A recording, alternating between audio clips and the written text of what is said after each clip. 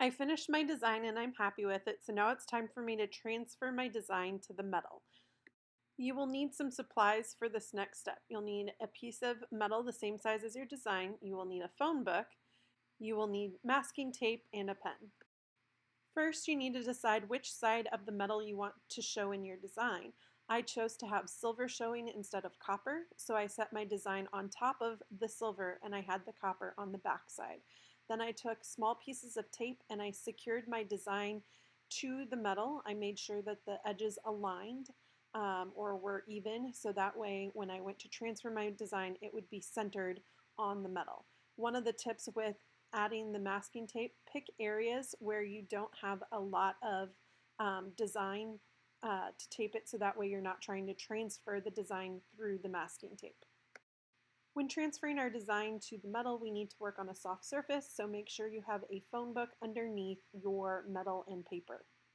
Then you're going to grab a pen and you are going to very carefully retrace all of the lines in your design.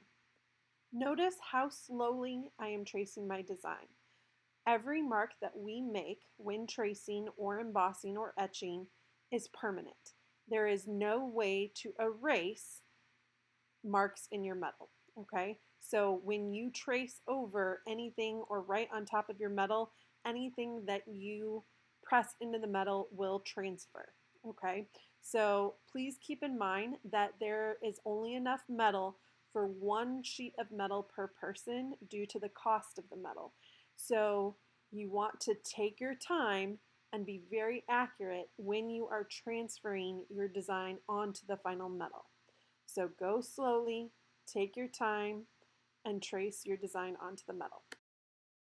As you are tracing, you can turn your metal over to see what you have traced and what has transferred to the metal. So if you're not sure if you've included a detail, just flip the metal over and look at the back side to see if it is showing up on the metal. To help with accuracy, you can also use a ruler. So if you have any straight edges in your design, like here in the pencil, I decided to put my ruler on top of my draft paper and then use that to help give me straight lines as I traced over my original design. Now you'll notice that I had originally drawn a stripe below the pencil. I wasn't sure if that was something that I wanted to include, so I decided to leave that part out when I was transferring it. My thought was if I decided I needed that to help fill the space, I could always come back and add that at the end. But I wanted to see how I liked my design once I had it transferred to the metal without that line.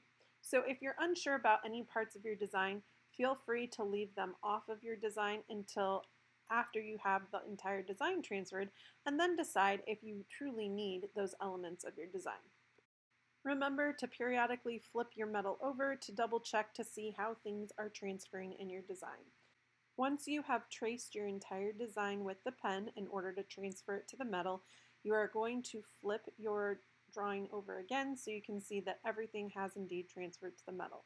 Then you're going to very carefully peel the tape off of the back of the metal so that way you can separate your design from the metal.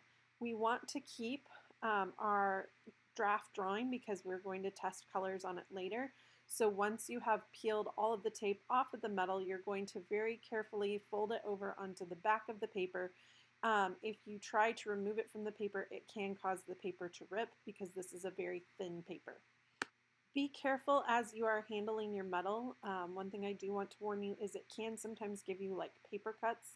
So be very careful when you're handling the edges of the metal. The next step will be to start embossing our design.